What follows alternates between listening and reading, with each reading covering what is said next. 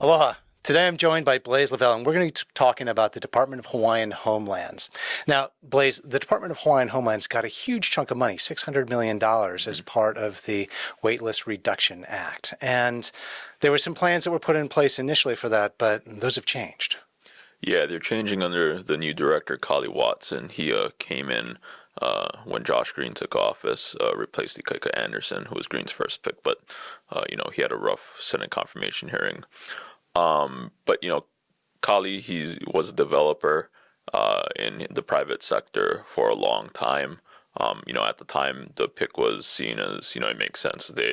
Hawaiian Homelands for years has struggled to develop enough housing lots and housing units to accommodate its growing wait list of beneficiaries.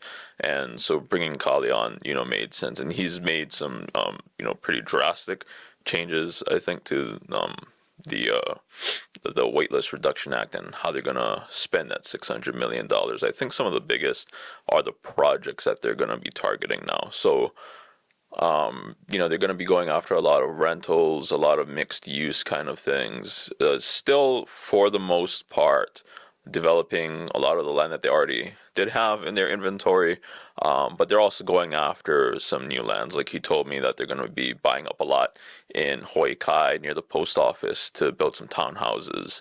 They're trying to acquire some apartments on Kauai for rentals, and that's gotten some pushback. And, also looking at some of the other lots that they already have available and trying to develop those. Right. So the Hawaiian Homeland, just to take a half step back, was developed by Prince Kuhio back in the 1920s. And it was supposed to be a way for, Hawaiians to remain on their lands. But so many of these lands, and we're even finding this out today, are completely unbuildable. These are places that, no one could live on, but this is what has been set aside for Native Hawaiians and their families. Yeah, and that's actually, a lot of it was actually set aside in the original act. So like one, I guess, maybe infamous example is that whole cliffside in Waimanalo when, the state says that or the federal government says that there's 200,000 acres in DHHL's land inventory. That cliffside, where you could never build a house, that's considered part of the acreage. And there's a lot of lands across the state like that is, either it would be hard to get utilities and roads up there, or it's just completely impossible to even build on. Now, there was a lot of hoopla about a recent parcel that was set aside for DHHL over in Eva. What happened there? Yeah, so it's still sort of an ongoing problem for the state agency.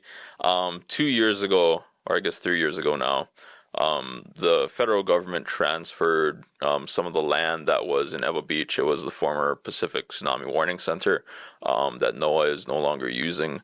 And so it was about 80 acres. DHHL at the time, they believed that they could build between 400 and 600 housing lots there. But recently, they commissioned a study and found out that only a third of it could actually be used to build any homes on, in part because of sea level rise. They found drainage issues with the area, and now the agency is saying that they might even have to find another way to enter the property from the Mauka side because it's just a few hundred yards from the beach, which is going to be getting closer in the next couple of decades because of the sea level rise. Right.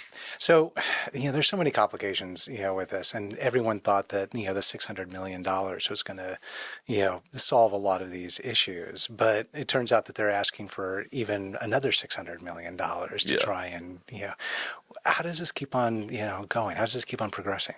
Yeah, or regressing. It seems like the $600 million that's going to solve some of their issues. It's kickstarting development of some of the lots. But, if you're DHHL, ultimately, and this is the way the current director sees it, is as a housing developer, a development agency. And if you're a development agency, you're going to need money no matter what. They're looking at land transfers or acquiring new lands. But even if they acquire those lands, if they're vacant or if they don't have infrastructure, ultimately they're going to need money to put in things like roads, to put in utilities, water, and sewer. And so everything comes back down to money. And they're trying to find different ways to get it, not just from the legislature. Director Watson, he was a developer. So they're going after some funds that's available, at the state and federal levels and trying to, get a mishmash, I guess, of funds together to do the projects that they're looking at. Right. And Watson is also, trying to kind of redevelop the way that he actually, people perceive, how the program, goes forward. And one of these ideas that he's put on the table has been creating rental units, which is a little, been a little bit controversial. Yeah, the department already has a few, but some of the more recent ones are getting pushed back. The one I mentioned in Kapa'a on Kauai, the apartment complex that they're trying to acquire, there's still tenants living there.